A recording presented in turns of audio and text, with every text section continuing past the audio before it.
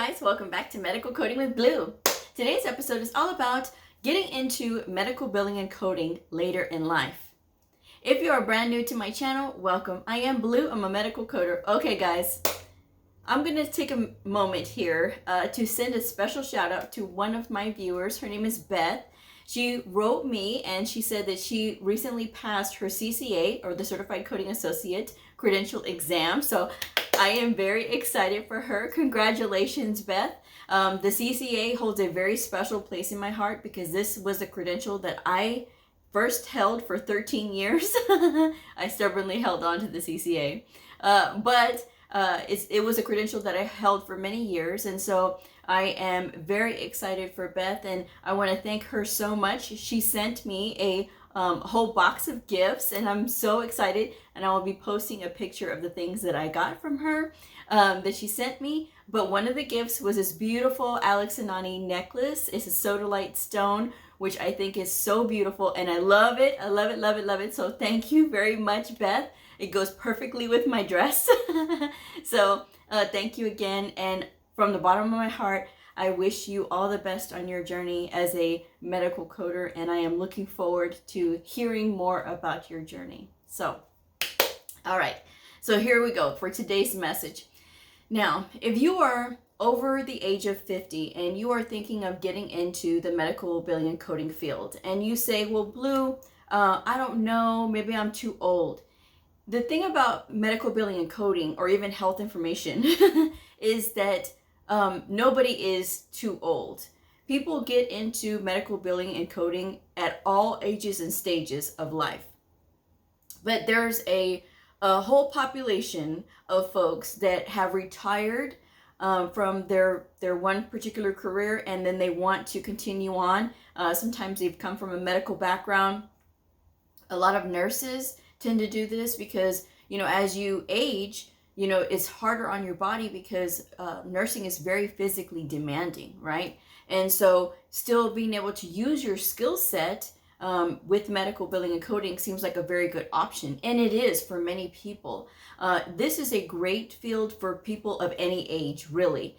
But for those that are, a little bit older and they're thinking of getting into this, don't feel like you shouldn't do this because, oh, well, I'm 51 and I don't know if I should or not. People have plenty of time to have a whole second career with this, even in their 50s. There was a lady that I went to school with. She was age 61. She is still a medical coder today. And I've been in the industry for almost 14 years now. So that says a lot about the staying power of somebody that wants to get into this field. If you truly want to get into medical billing and coding, you shouldn't let age stop you. Right? Because again, this is a very sedentary profession. However, which is good, right? However, you do have to learn a lot, and you will have to be reading all day long with charts and notes and things like that. Everything is electronic for the most part, so you're not really going to see a lot of handwritten notes. It's not like before, where people were having to look at like doctors' handwriting and try to decipher what were they trying to say here. Everything is electronic medical record. And if you are maybe feeling intimidated with the electronic medical record, don't. They really do make these electronic medical records very user-friendly. There's many electronic medical records, and they're all trying to compete for, which one is better and which one is more user-friendly. And they sort of center their thing around like the providers, and in turn, the administrative staff does get to benefit from that because they make it easy. And once you get trained in the electronic medical record, it will get easier with time because you start to get used to all the clicky boxes that you have to go through.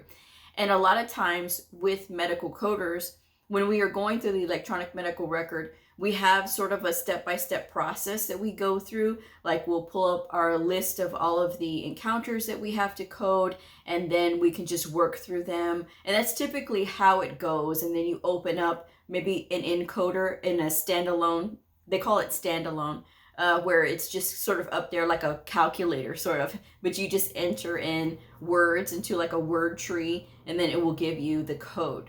And this is great. However, you can get the wrong code sometimes if you don't know your way around the encoder, because it will ask you a series of questions in order to get the code. And that's what the encoder does. So if you are familiar with looking up codes in the book, it does become easier because you're going to know those steps.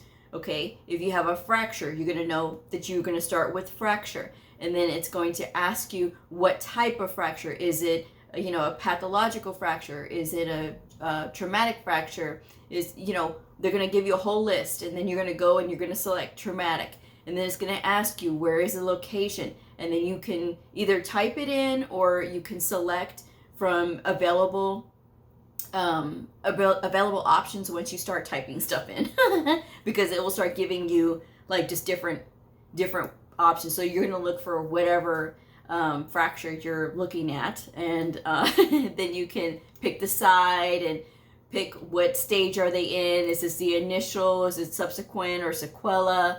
And then they're going to ask you how did it happen and that kind of thing. So there's a lot of questions that it will ask you until it gives you the final code. And it takes some getting used to, but it does make things easier. That's one good thing about the encoder, is that it does kind of help to get like a very specific code. But again, if you pick the wrong thing, it can give you a very general code. So you have to kind of like watch those things. But again, just have to give it time, and it will get easier with time. Just like when you first started your first career and you had to learn everything, it's the same thing. You got to do it again with this. But the learning curve, there is a learning curve obviously when you start, but then after that it will be very familiar quickly. You will be surprised how familiar things will start to become once you get in the field. And if you say, well, I don't know if people will want to hire me because I'm in my 50s, that's just not true. I mean, people, again, come in from all ages and stages of life. Now, sometimes your boss might be younger than you. And so I have seen where people are in their 50s and they have a boss that's younger than them. And for some people, it's okay. And for others, it was just like, I don't know. So, it really all depends on the individual. But if this is something that you truly want to do, and you like the puzzle, you like the challenge of reading and finding out what is a provider doing, and how can I pick the best code, and what else can I pick up, and am I picking up the appropriate level? If you enjoy that, this is going to be a lot of fun, because once again, when you're going through it, you're going to have those times when you're just like, man, I don't know. But then as you continue on, you start to learn new things get faster, then you start to build confidence, and then by the time you know it, it will be like this was always your career, and that's the way that it typically turns into. I always say that it's the first 4 years that you're really learning. It's kind of like going to high school again. Yes, sometimes the work environments can be a little high school, high school-esque, right? But really and truly, your first 4 years of medical coding is going to be a lot of trial and error. It's going to be a lot of learning. It's going to be a lot of, okay, now I get it moments. And then usually by year 6 is when, because year 6 was when I had my aha moment, when I realized that this was a passion for me. Some people will find this out sooner. Some people will never find this out. You will know. You will personally know if you have that aha moment. And it's typically when you feel like you would do this for free, essentially, even if you didn't get paid. That's kind of how you realize that you have a passion for it. And when you get excited to go to work, when you just can't wait, just to get to your computer and, get looking at what did these providers do, And sometimes when you have, when you're in the office and you have the ability to be able to teach providers, they will look at you because you are the subject matter expert in their eyes. And it's a lot easier for them to say, okay, we're going to connect, you know, because we have somebody that is coming in here and they understand. And even if you don't understand something right away, you can always tell them, let me do some research on that and I will get back to you. Because as we all know, it is about building trust. You know, I've been in this industry for 13, almost 14 years now. And that's the thing that I have learned. And I have worked with all kinds of ages and stages of people. But that's never been an issue. As far as like, oh, you know, older people working with younger people or younger people working with older people, it's never really been an issue that I have seen. The only thing is maybe like clashing of personalities, but that's not age related. Trust me, that's not age related. But don't let your age get in the way. And don't let your age make you think that you can't do this. Oh, well, you know, I'm 55 and I don't know if I can. Yeah, but you can work until your 70s, right? Before you can officially retire. So that's plenty of time. And again, this is something that when you're reading, and especially if you love to read, you really have to love to read. If you don't love to read, you got a little bit of an issue, because that's really what's required of this field. You're reading 90% of the day, and the other 10% you're going to be dealing with providers. And so I do notice that there is a difference sometimes with providers in how they treat people. And so people that are older, you know, they say, okay, this is somebody, you know, that I can go to for advice and things like that, and it's okay. And sometimes, you know, younger people are just not given that same sort of regard or respect, you know, of like, oh, I can go to them because they know, you know. And so everybody's always at a stage of trying to prove themselves, when in actuality, if everybody would just be themselves, I think that a lot of people would get to learn a lot more things, instead of just like always assuming, you know. And so don't ever assume that just because, you know, you're of a certain age that it's too late for you, because it's not. And I've done this video before. I've talked about this a couple years ago. The first video was really well received. The second video I did, it was sort of the same message. I don't know if it's just different people got the message and maybe they were just offended. I'm not trying to offend anybody with, you know, just because you're older, that you're wanting to get in this field. I'm trying to encourage people. And, you know, to be older is actually a privilege, because not everybody gets to be older, you know. And so I think it's a beautiful thing. And if you still have it in you to be out there and to be, you know, learning something new, especially something like medical coding, and you're still at it, oh, it's the best thing. And some of the best coworkers I've ever had are people that, I mean, the one that I went to school with, 61, she was like a little firecracker. She was the best thing ever. She would make us laugh, and she was smart as a whip. And she's still that way today, you know, and she's well into her 70s now, and she's still working, you know. And I always hope to be like that too. I don't ever want to retire from this. I don't. I always want to be in health information or medical coding, some form, some way. Whether I am, you know, older and saying we have to know what doctors know while never having gone to medical school or something like that. I always hope that is my future. At least that's the plan anyway. So, but back to the subject at hand, because I always get, Blue, you got off subject. Well, I mean, what are you gonna do, you know? And so I notice on my analytics, I do have a certain percentage for each age group, because it does break down each age group, and you know how much of your audience is from a certain age group. I have a lot of people between 40s and 60s, a lot of people between 40s and 60s, and I do have a growing number of in their 30s. So that's really great. So I know I'm talking to a mature audience, but you know, it's okay, guys, and don't ever let your age get in the way of anything that you want to do. You should know, right? No, don't ever let it get in your way, because again, if you want it, you just have to go after it. And when it comes to, well, Blue, what about my resume and what about like all my years of experience? You only have to go back 10 to 15 years. So even though maybe you were working in the 90s, leave that off of your resume. because really they want to see the most recent snapshot. Now, if you've had the same job for many, many years, that's totally fine. But I'm talking about like if you had different jobs and things like that, really you only want to go back 10 to 15 years. That's all you need. If the employer needs more work history, then by all means. But the resume is just out there to kind of speak to who you are currently. What are your skills? And so always remember that when you're doing your resume. Now, I am a resume writer. My rate is in the description box below if you're interested. But when you're doing your resume, make sure that you put all of your skills, and you don't have to quantify it with excellent ICD-10-CM. You don't have to quantify it like that. You could just put ICD-10-CM on your skills list. If you were trained in ICD-10-PCS and you feel comfortable with that, put ICD-10-PCS. But whatever you do,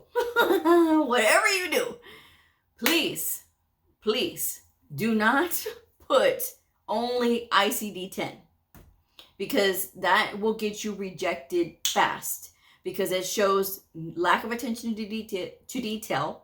And not only that, they don't know what you're talking about when you say only ICD-10. Is it ICD-10-CM, just a diagnosis coding? Or is it ICD-10-PCS? Or are you talking about both? So that's why the details matter. Details do matter. So just make sure that you put those things on there. Be very to the point. ICD-10-CM, CPT-4 actually, because we're in the 4th edition. CPT-4, HCPCS Level 2, your medical terminology, your anatomy, your pathophysiology, all of those things have to go on your skills list. And again, you don't have to quantify, that you're excellent in them, or that you're competent, or you're intermediate, because they're going to know that that's your skill set. Okay. You want to highlight your skills. You don't want to highlight that anything else other than your skills. And that's the key to success when you are looking for a job out there and trying to send out a good quality resume. I do have tip videos on resumes. And so if I remember, I will leave it in the description box below. But that's something that I think that if you're interested, you should be sure to check it out. And so, yeah, but it's a lot of fun. You will see people in the workplace that are your age as well, in their 50s. Almost everybody at my facility is in their 50s, and some are probably already getting into their 60s as well. So, I mean, it's there. Everybody from different ages, again, is getting in this. And don't worry about the market being flooded with too many medical coders. There's a lot of new graduates that give up very easily. Now, I know that older people have a lot of stamina when it comes to applying, because again, that's what I see. And I think that that's good, because that's the generational thing where sometimes young people, they want things, they want that instant gratification. And when they don't get it, oh, I'm just going to go off to something else. Whereas people that are older, hey, we have staying power, and we're going to sit in here, we're going to figure this out until we get in. And those are the people who get in. Okay. So not the people who are just like, oh, I'm only going to put out 4 applications and that's it. Or I'm only going to apply for things that are entry level only. Don't apply for entry level only. Be confident in the skills that you've gained, so that way when you are out there, it's when the employer gets desperate for any medical coder. It doesn't matter if they're asking for a coder who has experience. If they see a brand new medical coder who has an excellent resume, who comes in and can pass their assessment test, and because they're going to give you a skills test, because they need to know if you know like anatomy and just different questions. And every place asks different questions. Some will ask you specific diagnosis topics, or specific procedure topics, because that's what they do a lot of at their facility or their office or their clinic. So don't be worried about that. But just know that if you apply for a sports medicine clinic, they're going to expect you to know about orthopedic conditions like from the musculoskeletal system and from injuries. Okay, so you're going to have to know about those things. You're going to have to know about fractures. You're going to have to know about the global period. There's a lot of resources out there. There's the CMS. CMS has the Medicare Learning Network, and there's also all of those downloadable free resources. My favorite is the Global Surgical Package, and it breaks down everything. You can literally Google CMS Global Surgical Package, and you can put MLN as well, Medicare Learning Network, and it will come up. And it's a 19-page booklet that you can download for free in print and read it. And it's got everything. And even though it comes from the Medicare Learning Network, a lot of insurances will model themselves after Medicare. So they're going to follow their advice a lot of the time. And because they do this, because Medicare is known to be the most conservative when it comes to the money, right? What they're going to spend out. So that's why a lot of insurances follow their lead. And that makes sense, right? You know, so, but with that, you have that extra resource, so you know these things, all right? So that's just my advice anyway. If you're out there and you're over 50 and you want to get into this, it is an excellent field to get into. Don't feel alone. There is a lot of people that are over 50 that are pursuing medical billing and coding. There are a lot of people that are successful with it. There was a lady last year, she commented, 57, and she had been following my channel for over a year. She got her certification at 57, and then she got her first medical coding job at 57. So if she can do it, you know, and it just takes that drive, and it takes persistence, and you can't give up, and you can't tell people that you want to be trained either. I'm going to start saying this to my new people. Don't tell people in your resume that you're looking for an entry-level job that will train you, because those are the resumes that get passed over, because nobody wants to have to train when you're supposed to be a problem solver, right? Just my advice anyway. So best of luck to you out there. Thank you all so much for tuning in. If this video helped you, I hope that you will like and subscribe. Share if you haven't already. And I will see y'all on the next episode. Bye.